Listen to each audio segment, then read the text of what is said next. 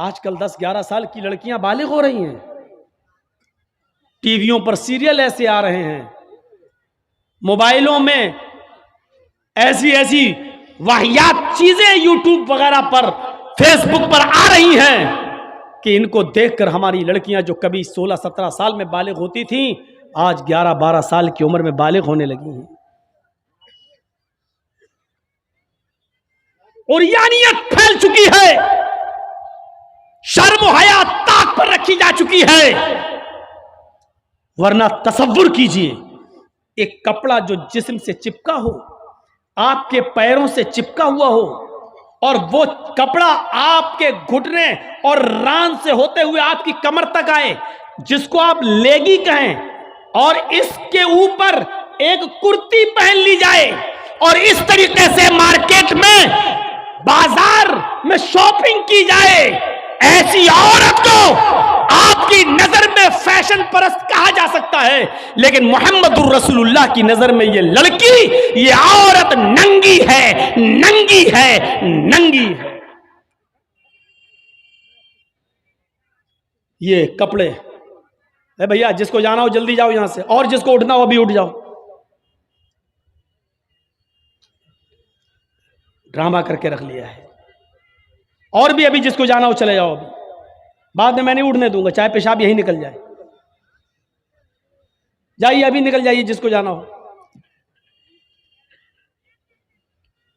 आरियात हमारी नजरों में फैशन परस्त हैं, लेकिन अल्लाह के रसूल ने ऐसी औरतों को क्या कहा? नंगी। मैंने नहीं कहा, पूछो इन उलमा से आरियात का मतलब क्या होता है। कासियात कपड़े पहनेंगी, आरियात लेकिन नंगी होंगी। ऐसी औरतों के बारे में कहा है नंगी होंगी। ये हाफ आस्तीनों के कपड़े यहां चल रहे हैं, ये खुला हुआ है। साड़ियां चल रही तो ऐसी कि यहां तक का ब्लाउज पहने हुए हैं, ये खुला है, पेट खुला हुआ है।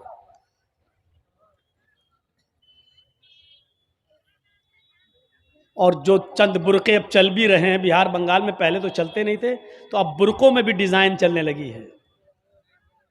कड़े हुए बुरके, डिजाइनदार बुरके।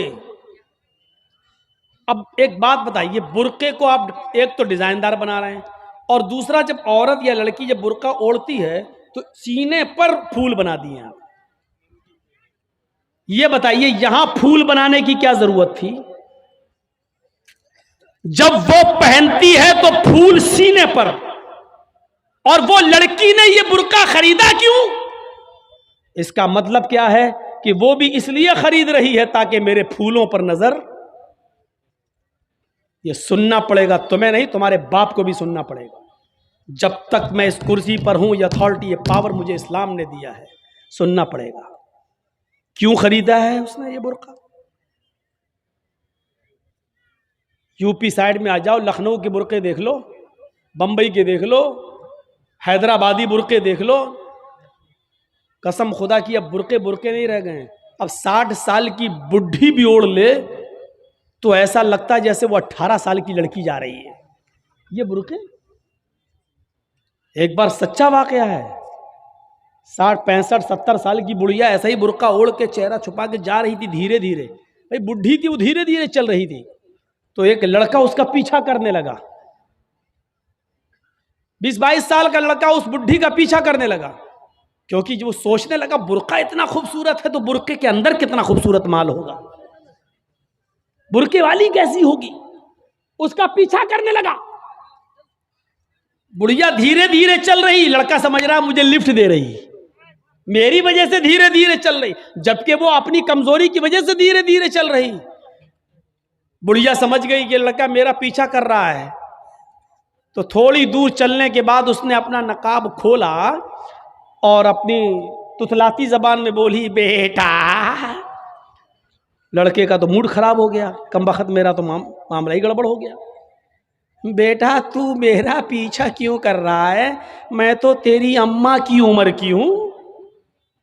लड़के को भी गुस्सा आ गया, कहती बात मैं अपने लिए नहीं अपने अब्बा के लिए ढूंढ रहा हूं। अब 60, 65, 70 साल की बूढ़ियों को ऐसे खूबसूरत बुरके पहनने की क्या जरूरत? बुरकों का मकसद जो कभी था पर्दा। लेकिन आज उनका मकसद भी वो नहीं रह गया। अल्लाह के नबी के ज़माने में एक सहाबी अल्लाह के नबी के पास आती हैं, मुस्नद अहमद की सही रिवायत, जिनकी चादर कपड़े से नीचे, टखने से नीचे, चप्पल से नीचे ज़मीन की मिट्टी उड़ाती हुई आती और कहती, अल्लाह के रसूल मैं इस चादर को ओढ़कर नमाज पढ़ने जाती हूँ। आपने कहा चादर इतनी नीची होनी चाहिए। उसने कहा अल्लाह के नबी कभी कभी जमीन पर पेशाब व पायखाना पड़ा होता है, गंदगी पड़ी होती है, तो क्या मैं थोड़ी सी ऊपर करके पायखाना गंदगी को क्रॉस करके आगे निकल जाऊं? आपने कहा नहीं, दाएं से निकल जा, बाएं से निकल जा। कहने लगी दाएं भी मर्द बैठे होते हैं, बाएं भी मर्द बैठे होते हैं, मुझे उसी गंदगी के ऊपर से निकलना है। अल्लाह के रसूल इजाजत दे दीजिए, मैं थोड़ा सा ऊपर कर लूं और निकल जाऊं, उसके बाद नीचे कर लूंगा। जब गंदगी को क्रॉस कर लूंगी तो चादर में नीचे कर लूंगी। अल्लाह के नबी कहते हैं अगर मर्द दाएं बैठे हैं, बाएं बैठे हैं, तो तू उसी गंदगी के ऊपर से निकल जा। कहने लगी अल्लाह के रसूल वो गंदगी मेरी चादर में लग जाएगी, आप मुझे ऊपर उठाने की इजाजत नहीं दे रहे हैं। टखने से ऊपर, चप्पल से ऊपर चादर उठाने की इजाजत क्यों नहीं दे देते हैं? आपने कहा नहीं, चादर उठाने की इजाजत, चप्पल से भी ऊपर चादर उठाने की इजाजत नहीं दूंगा। कहा अल्लाह के रसूल फिर उस चादर में पेशाब और पायखाना लग जाएगा। आपने कहा लग जाने दे। कहने लगी हाय अल्लाह के रसूल उसी चादर को तो ओढ़कर मैं नमाज पढ़ती हूँ मस्जिद में। जब ऊपर औरतों का अलग इंतजाम होता है या पर्दे में औरतों का इंतजाम होता है, तो मैं इसी चादर को ओढ़े ओढ़े नमाज पढ़ती हूँ। आपने कहा उसी चादर को ओढ़कर नमाज पढ़ ले। कहने लगी उसमें पेशाब और पायखाना लग जाएगा, क्या उसी और चादर को ओढ़कर नमाज पढ़ लूं?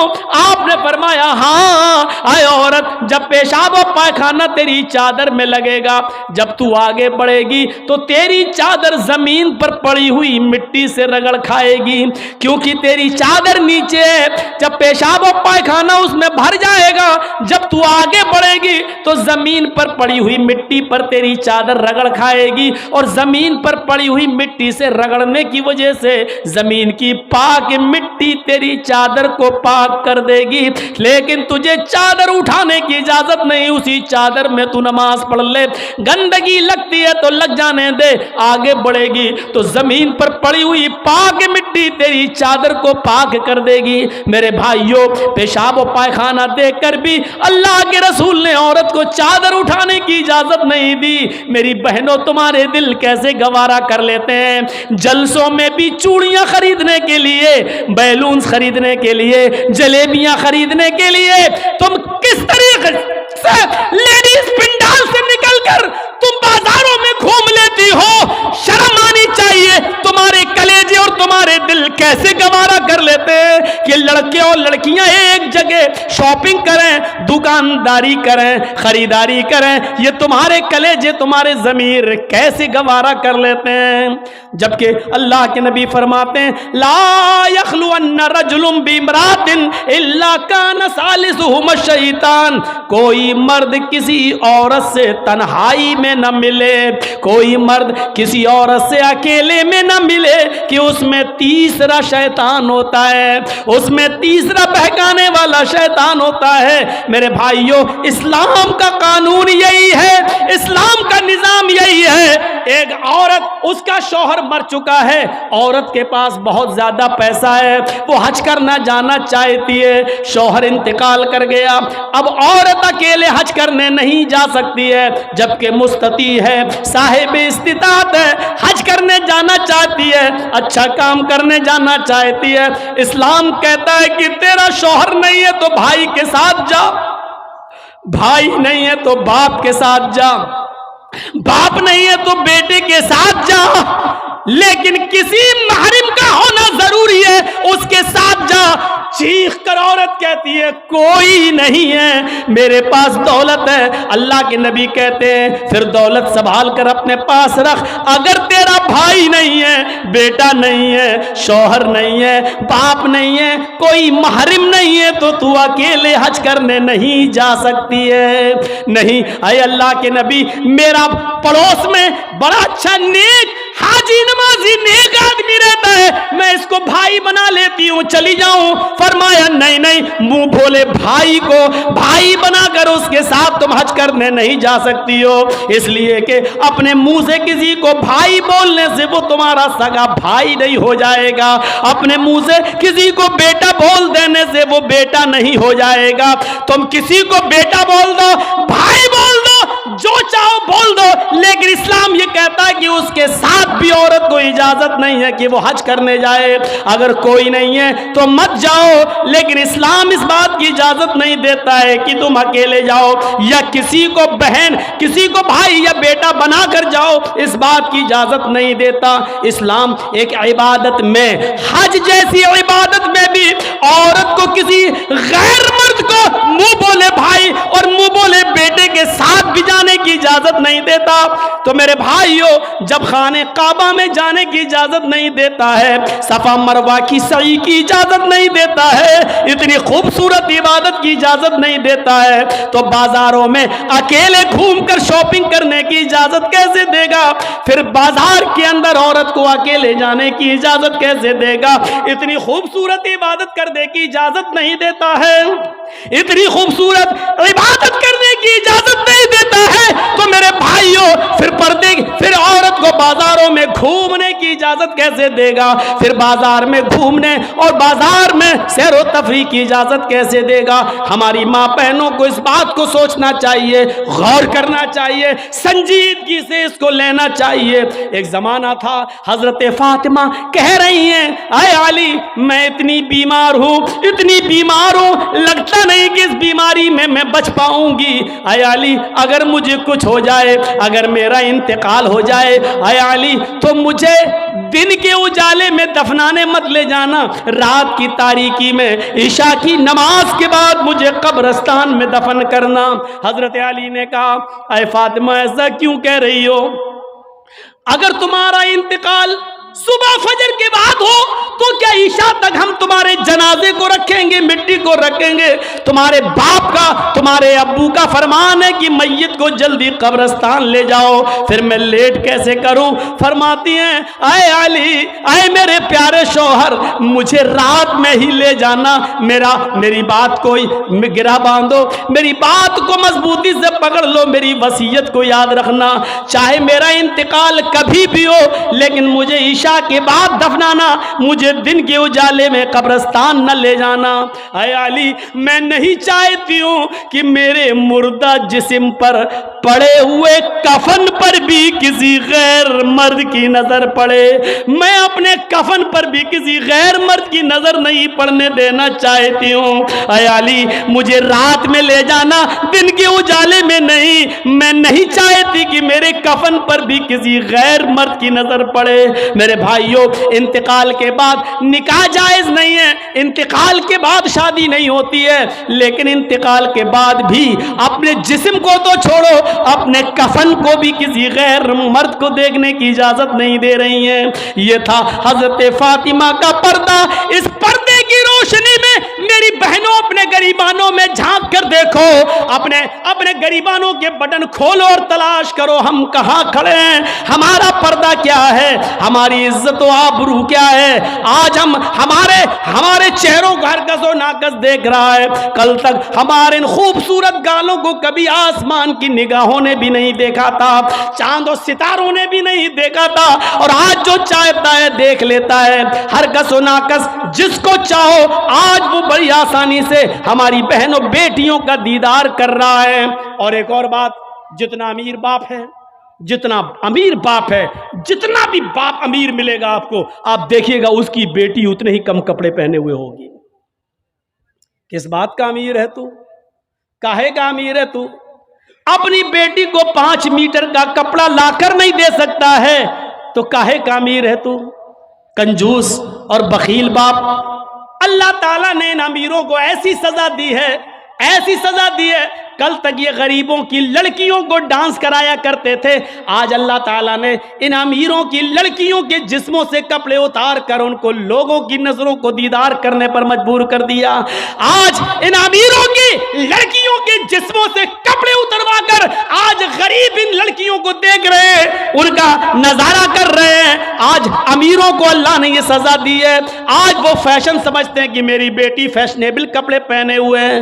नहीं नहीं मेरे भाइयों, मेरी भाइयों, आप अपनी बहनों के जिम्मेदार हैं। अल्लाह के नबी ने फरमाया कि जिस लड़की का बाप जिसकी बेटी बेपर्दा घूमे वो बाप दयूस है, जिसकी बहन बेपर्दा घूमे वो भाई दयूस है, जिसकी बेटी बेपर्दा घूमे वो बाप दयूस है, जिसकी बीवी बेपर्दा घूमे वो शौहर दयूस है। गौर करो कितनी साफ लफ्जों में, कितने साफ लफ्जों में अल्लाह के नबी ने फरमाया, जिसकी बहन बेपर्दा घूमे वो भाई दयूस, जिसकी बेटी बेपर्दा घूमे वो बाप दयूस, जिसकी बेटी बेपर्दा घूमे वो बाप दयूस, जिसकी बीवी बेपर्दा घूमे वो शौहर दयूस। अब दयूस का माना अगर हम समझ जाएं तो सारा मामला हल हो जाए। दयूस, दयूस का ये तो अरबी लफ्ज है ना, इसका उर्दू में तर्जमा होता है, सुनने की ताकत है, सुनेंगे। दयूस का मतलब होता है भड़ुआ। और भड़ुआ किसको कहते हैं बताने की जरूरत नहीं, जानते होंगे। भड़ुआ कहते हैं उसको जिसने अपनी बहन, बेटी या बीवी या मां को गलत काम करने के लिए किसी अड्डे पर बिठा दिया हो, चकले पर बिठा दिया हो और उनसे गलत काम करवाता हो और उनकी कमाई खाता हो। अरबी जबान में इसको दयूस कहते हैं और उर्दू में इसको भड़ुआ कहते हैं। कितना सख्त जुमला इस्तेमाल किया अल्लाह के रसूल ने। मौलाना जर्जीस को आप कह रहे होंगे ये क्या हो गया इसको। अल्लाह के नबी ने कहा जिसकी मां बेपर्दा घूमे और बेटा अपनी मां की बेपर्दगी पर कुछ ना बोलता हो वो बेटा भड़ुआ। जिसकी बीवी बेपर्दा घूमे और शौहर अपनी बीवी की बेपर्दगी पर कुछ ना बोले वो शौहर भड़ुआ। जिसकी बहन बेपर्दा घूमे और वो भाई अपनी बहन की बेपर्दगी पर खामोश रहे वो भाई भड़ुआ। और जिसकी बेटी बेपर्दा घूमे और बाप अपनी बेटी की बेपर्दगी पर खामोश रहे वो बाप भड़ुआ। दयूस कह दो मौलाना चलेगा, भड़ुआ मत कहो, अच्छा नहीं लग रहा है। हम कब कह रहे हैं कि अच्छा लग रहा है? हमको अच्छा लगाना कब है? जब अच्छा ही लगने लगे तो फायदा क्या है? इंजेक्शन ऐसे लगाओ दर्द ना हो। बात साहब ऐसा हो सकता है कि इंजेक्शन लगे और दर्द ना हो? इंजेक्शन भी लगवाना चाहते हो और दर्द भी नहीं चाहते हो, तब तो होम्योपैथिक दवा ले लो, मीठी गोलियां खा लो जो मरने के बाद फायदा करती है।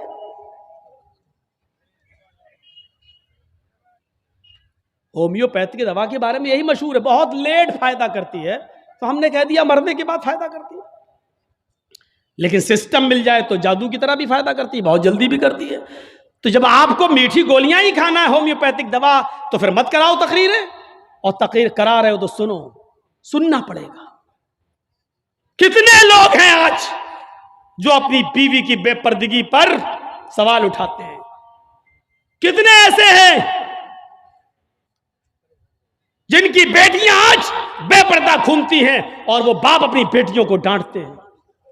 अगर माँ बाप अपनी बेटियों को सही से जिम्मेदारी निभाने लगे तो आज एक भी लड़की के पास एंड्रॉयड मोबाइल ना हो।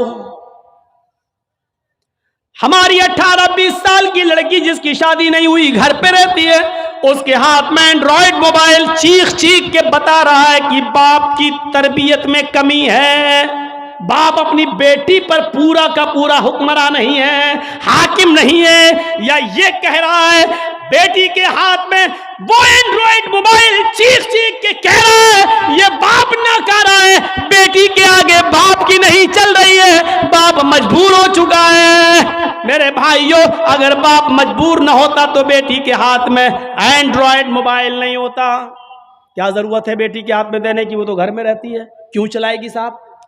आपकी बेटी 18-20 साल की क्यों फेसबुक चलाएगी, क्यों व्हाट्सएप चलाएगी, क्यों मैसेंजर चलाएगी? और आप कैसे अपनी बेटी को फेसबुक और मैसेंजर और व्हाट्सएप चलाने के लिए ढील दे सकते हैं?